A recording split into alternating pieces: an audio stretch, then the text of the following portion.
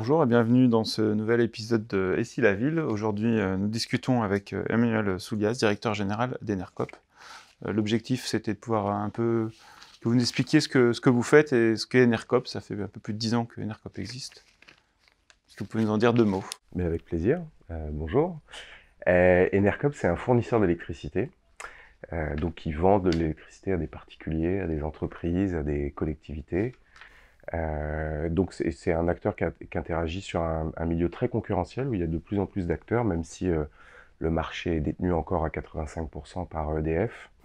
Donc les trois spécificités, c'est ça, c'est 100% renouvelable, coopératif et décentralisé. Je rajoute, pour finir, parce que je fais des longues phrases, mais c'est bien comme ça, j'annonce la fin de la phrase, que sur ce secteur, du coup, on est assez unique et qu'on est le seul fournisseur d'électricité à avoir le label ESUS, qui signifie Entreprise solidaire d'utilité sociale, voilà, qui dit bien aussi en quoi ce projet est plus d'intérêt général et plus à destination des citoyens et des territoires que d'intérêt financier de manière plus globale. Du coup, nous, on accompagne beaucoup d'appels à projets. Est-ce que vous participez, vous, à ces réflexions dans le cadre d'appels à projets, dans des équipes pour apporter un modèle énergétique un peu différent? Ou est-ce que c'est des démarches que vous suivez de loin?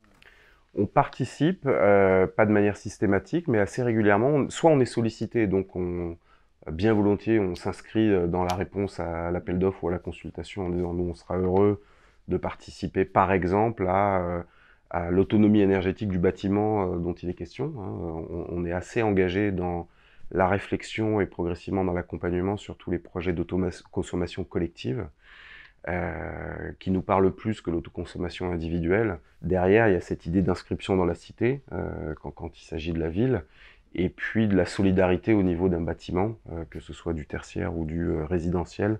Comment, en deux, trois mots, vous qualifieriez les enjeux de la ville de demain et qu'est-ce que, pour vous, la ville de demain et quelle qualité elle devrait avoir? Les enjeux de la ville de demain, c'est le bien-être au quotidien. Et le bien-être, ça veut dire un air de qualité, respirable. Donc ça, derrière, il y a les enjeux de mobilité, de déplacement, de chauffage. C'est le déplacement au sein de la ville, soit mutualiser des moyens de locomotion, soit utiliser des moyens de locomotion partagés, publics. Redonner aux citoyens la capacité de gouverner cette ressource en eau dont on sait qu'elle est critique et qu'elle le sera de plus en plus. Et puis l'alimentation aussi, puisqu'on sait que, notamment dans les grandes villes, il y a une tension quand même sur l'approvisionnement en alimentation, qu'on est souvent en flux tendu. Dans cette ville de demain, il y a des enjeux à la fois d'autonomie, d'appropriation par les citoyens, de réduction des polluants divers et variés, et puis au final de bien-être, parce que je pense que pour tout citoyen, pas forcément les personnes âgées ou pas forcément les enfants, par exemple, pouvoir cultiver, pouvoir mettre les mains dans la terre, pouvoir avoir la satisfaction de manger des fruits et des légumes qui ont été cultivés sur place, sur site, c'est important. Merci beaucoup, Emmanuel Merci. Soulias, pour ce temps consacré pour expliquer ce que vous faites. Et puis, je vous donne rendez-vous à un prochain épisode et une prochaine rencontre avec un acteur de la ville de demain et un acteur innovant.